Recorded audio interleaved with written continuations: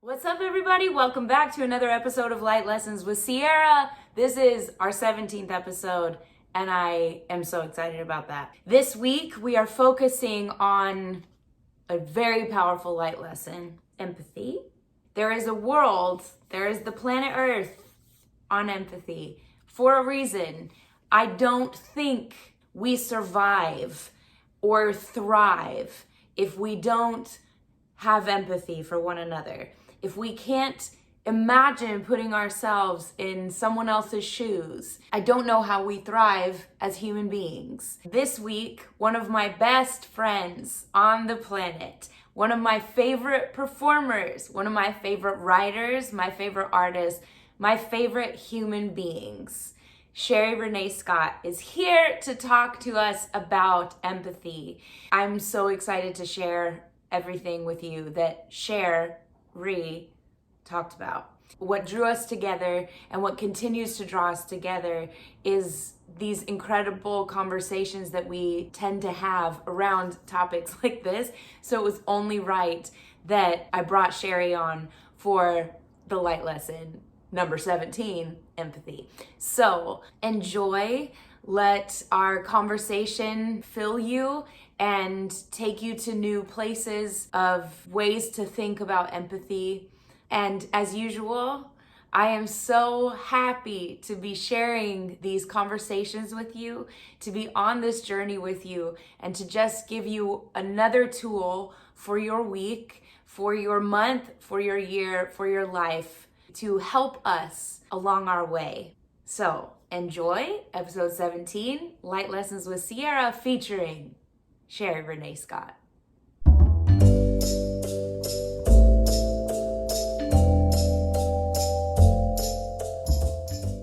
It looks so good. Am I your best student, Lee? Why do you have gum? Why not? Like, Why? But now hygiene is something that you should think of. you need to spit your gum out, Cher. Okay, I'll put it here. And did you bring enough for the Here, will you whole take it class? from your hand like a good mom? Can you hear me? No, Okay, let's turn it up. I actually turn it up.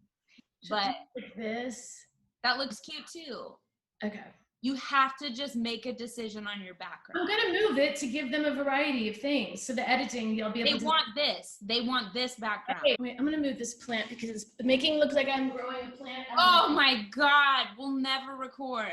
Now I'm ready for the word of the day. Lay it on me. Lee. Lee, why did we start calling each other that? Because it's like she and she and we. Yes. It would be like, hi, it's Sherie.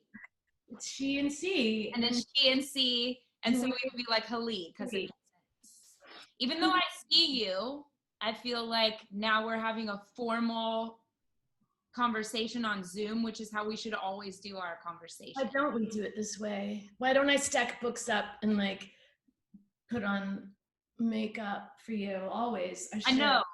Last week was a long year in and of itself.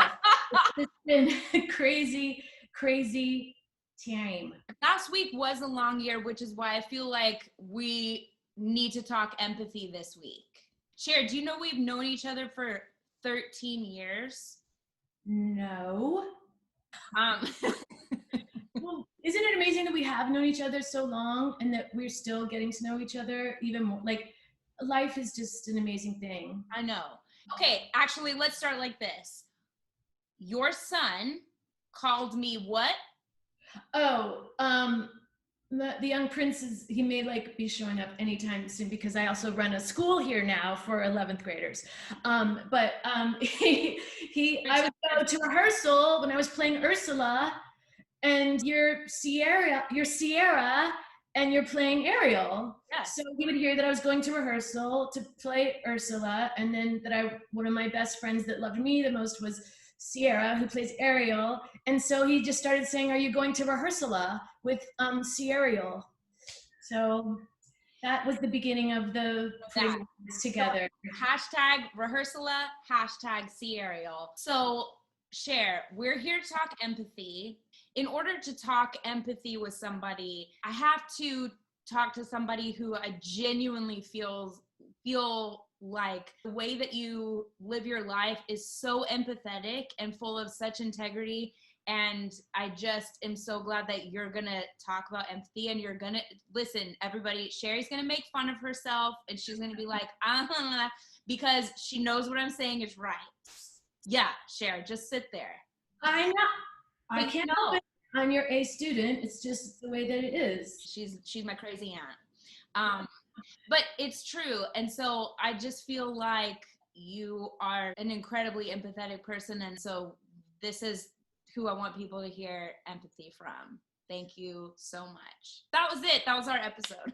So let's start with the definition of empathy and then just go off. So Right. I'm going to read you what I got. And then if you have one, then read that. We'll read to each other. It's like my Read dream. to me. No, okay. Okay, so this is for everybody who likes to have an actual, like, what is empathy? Because it is different than sympathy. The definition from the dictionary is the ability to understand and share the feelings of another. Then we both love Brene Brown.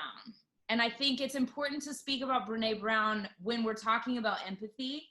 And Brene Brown, first of all, says that empathy is a skill. So I want to talk about that. But she also says that empathy is connecting with people so that we know that we are not alone when we're in struggle. Mm-hmm. That landed so perfect.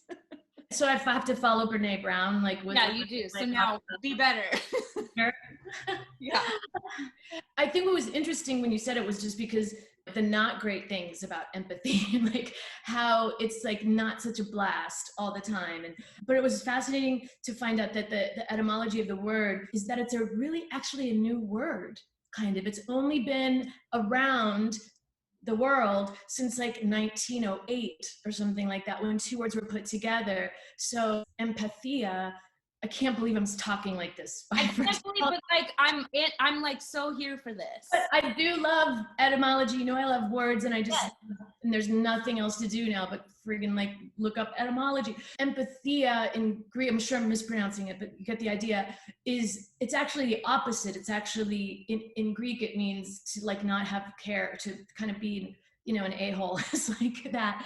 But of all people, a German philosopher put the in of Latin and feeling or something like that. So in feeling, and pathos, obviously we know is feeling. So it actually means in feeling. And it was started as an idea about how people looked at art and how they put their feelings into the work. They would see different works of art or plays or things, and how they projected their feelings into that.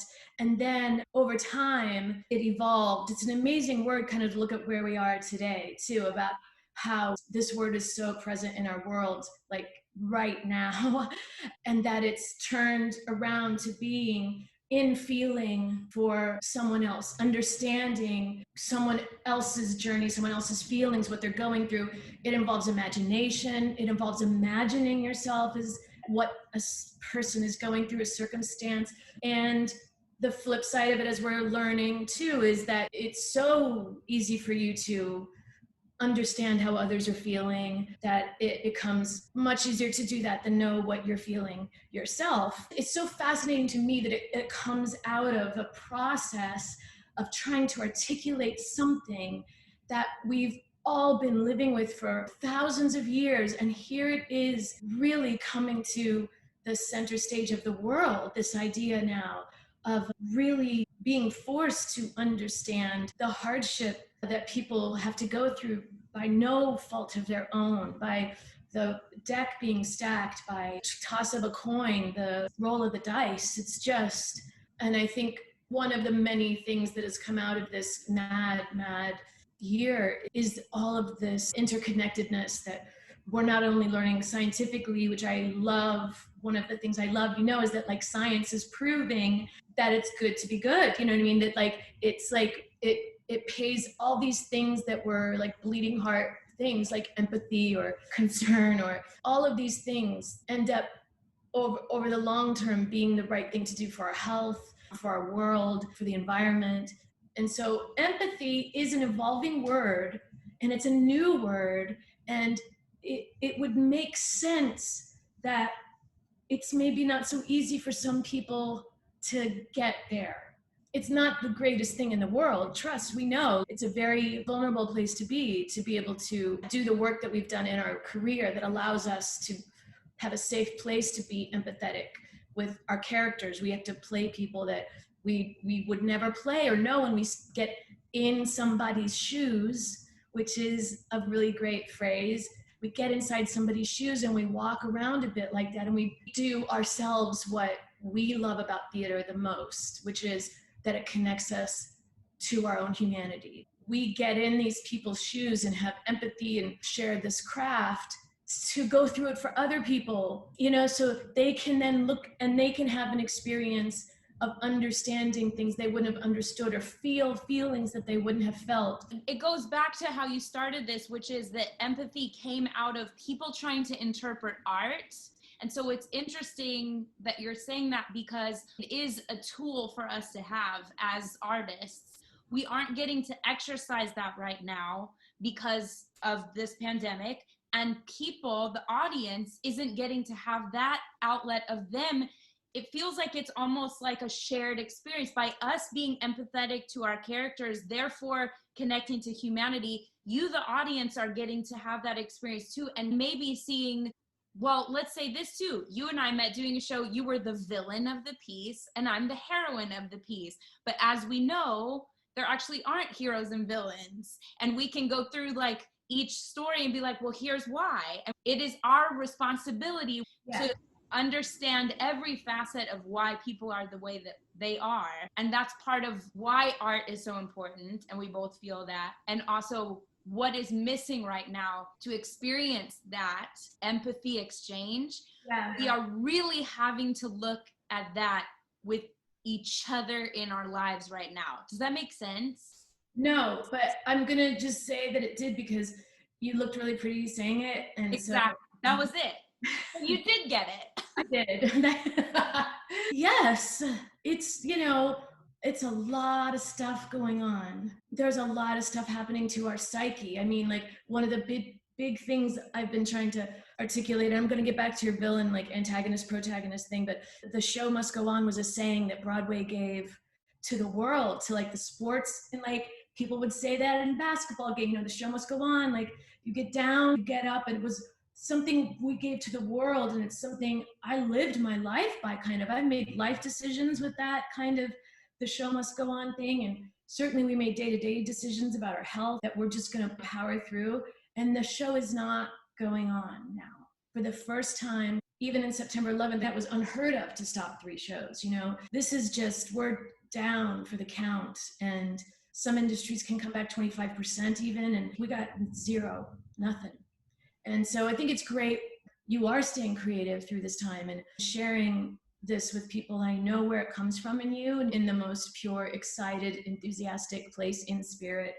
It's a lot of feelings happening that we're not dealing with because we don't have the guidance to do that right now. And I think that we are going to be soon. We're going to need to grieve, and we're going to need to, hopefully in a positive way. I can like see like a dance party in Times Square, and we're all going to be so happy to be, hugging each other. Oh, and I'm living for that. I just want to be healthy for that. And I want to stay open-hearted for that and be wise. But there is a thing that we, as a writer, one of the things that is such a gift is that there's a place to put the pain. There's a place to put the confusion, and there's a place to put something when I don't know the ending. You know what I mean? Yeah. Like this time, you come to realize like a lot other people don't have that place to put it like we do in our work.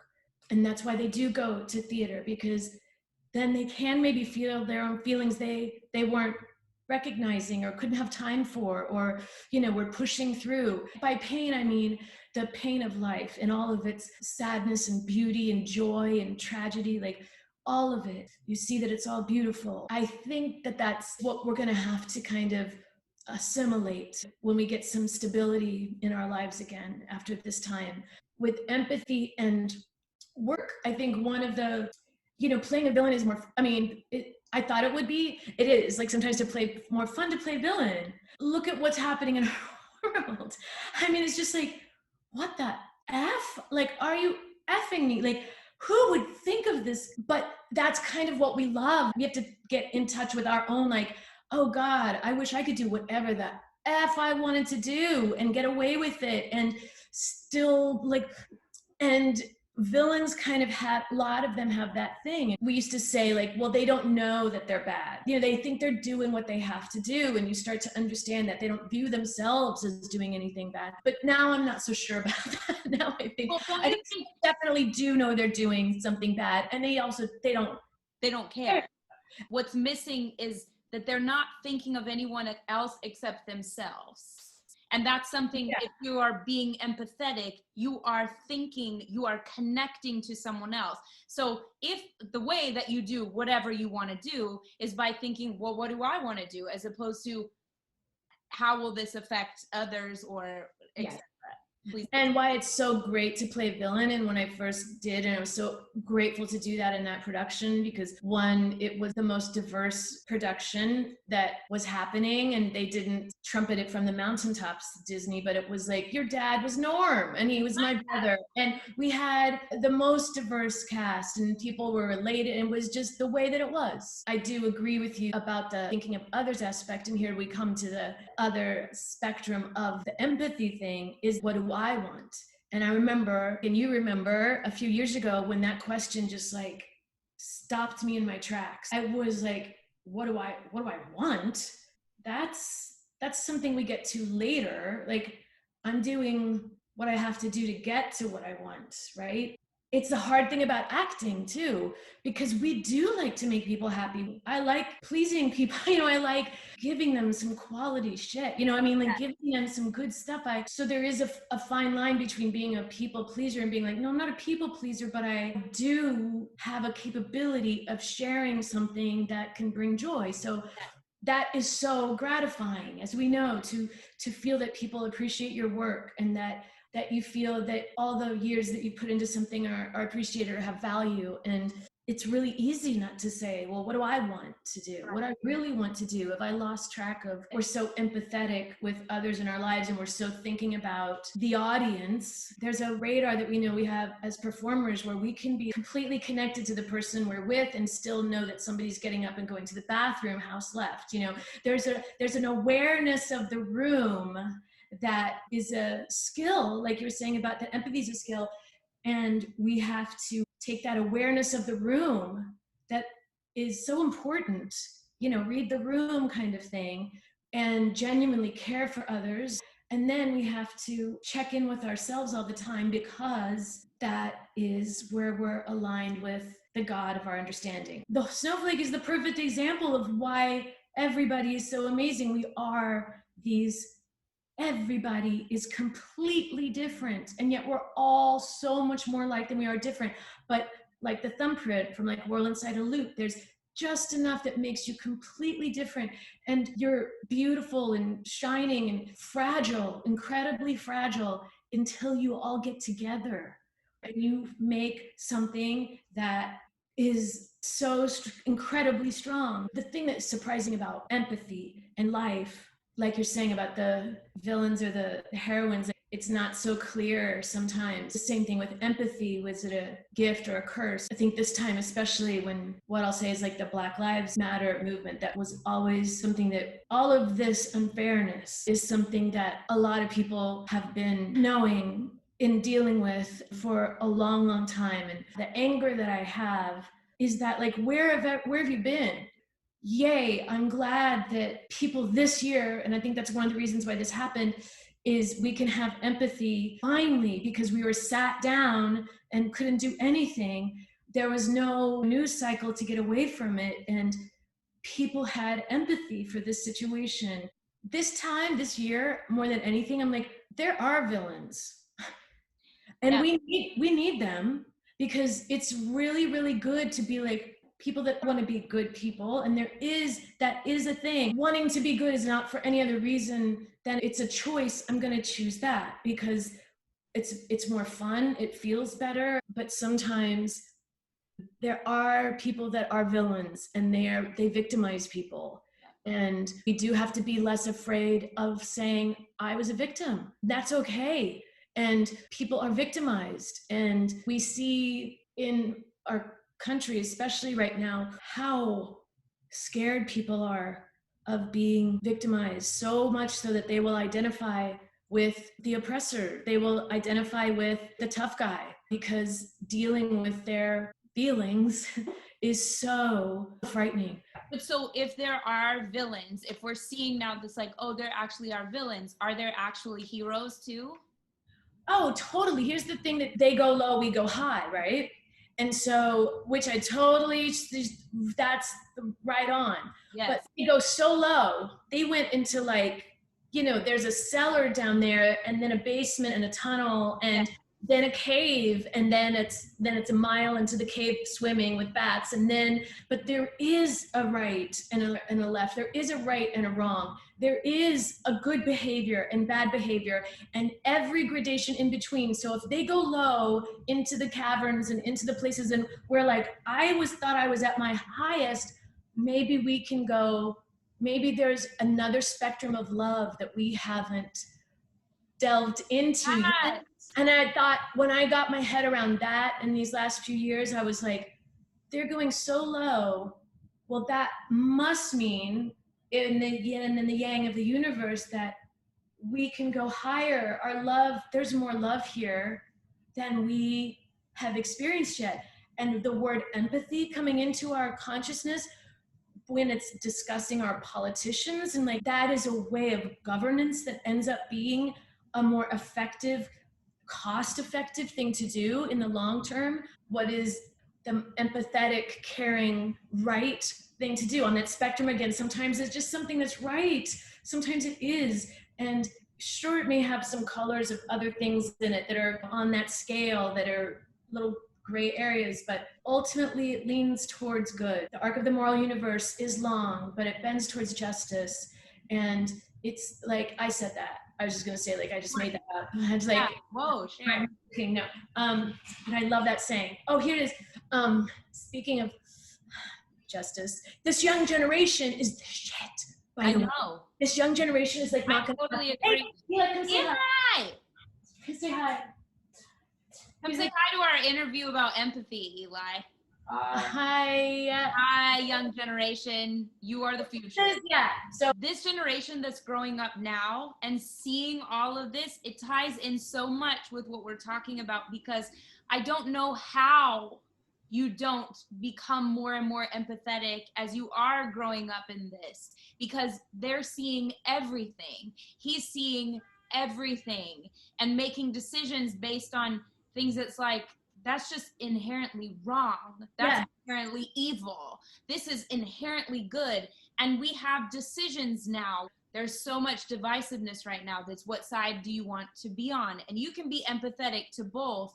And through empathy, you will learn which one makes you feel alive and worthy and loving and connected. And which one doesn't. And you can make a choice. They're not buying the racism, and they're not buying that no one's paying attention to the environment, and that what does it matter if we cure all these diseases if we have no place to live? They're seeing the incredible inequality systematically. Being a good person is still cool and sexy and hot and funny, and I can get why being the bad guy is fun too. I get it, but it's boring now. It's boring, and I think that's the worst thing that anybody can be. I think that I know that we're heading into a win-win mentality. I know we've been in a win-lose mentality for a long time. There's so many facets of what we talked about and facets of empathy. Can you, Marination Station us? What do you feel like, what would you want to leave us with for how we marinate in empathy this week, or continue to think about it? You can have your gum again. Have I earned my gum yet? You have, because it's going to help you give the best answer that's ever been. Sherie, that gum is so loud. Is that loudest gum that has ever. That was the loudest laugh. It's such a deep time, man. It's a really dire time. I mean, we stayed here this whole time, by the way. You and me, we did no bail on Miss Liberty. We stayed here, and this city is a miracle. There's no place I would rather have been than this city in this time. I was here for September 11th. I was here for this. The not knowingness is the worst.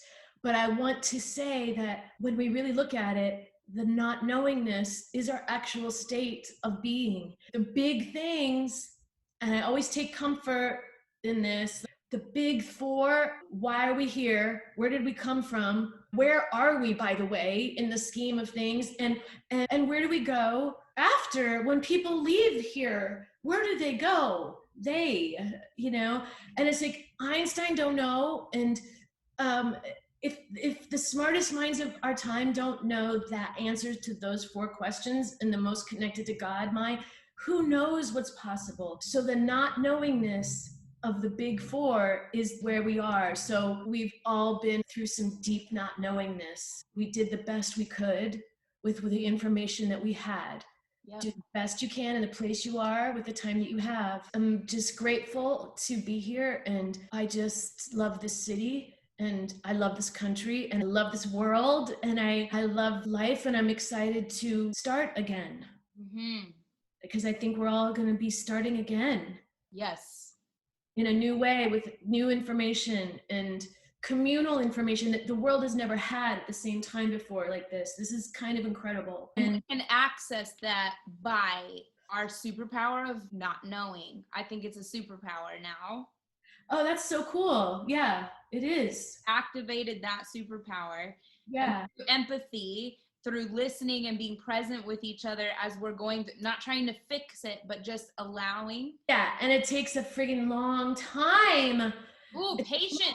Any of us want. It's no coincidences, right? That like Mr. Rogers comes back into the consciousness more now, and like James Baldwin comes in, and all of these kinds of things of people that are ahead of their time. Talk about empathy of somebody who was trying to share his experience in such an intelligent, wise, painful way while still not having it figured out himself. That's what we keep forgetting, is that the greatest art comes out of the not knowingness, comes out of I don't have the answer yet. That's why I have to get it out. I have to express it.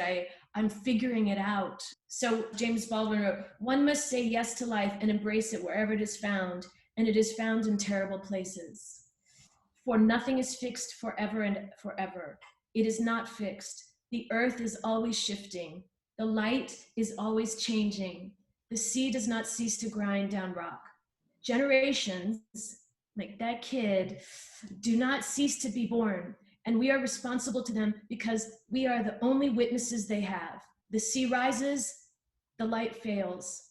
Lovers cling to each other. Well, not now, dang it, but okay, soon. Lovers cling to each other, and children cling to us.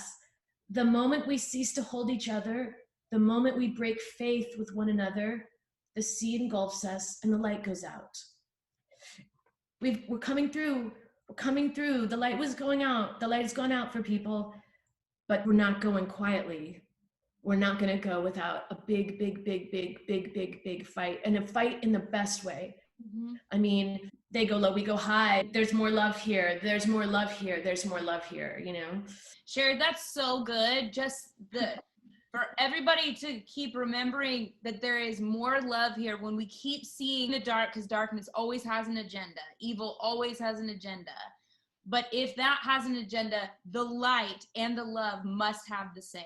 Yeah, if that can go so far, then just by nature of science and the balance of the universe, which we know exists, then there's more love on this scale too. There's a higher love that we can Bring reach. me a higher love. Bring me a higher love. Oh. Share. Yes. Excellent sharing. Thank you. That was excellent sharing. Okay, good. That was the rehearsal. Now let's do the real thing. I'm just kidding. Now let's do it for real. Okay, I have all my jokes prepared and my tap.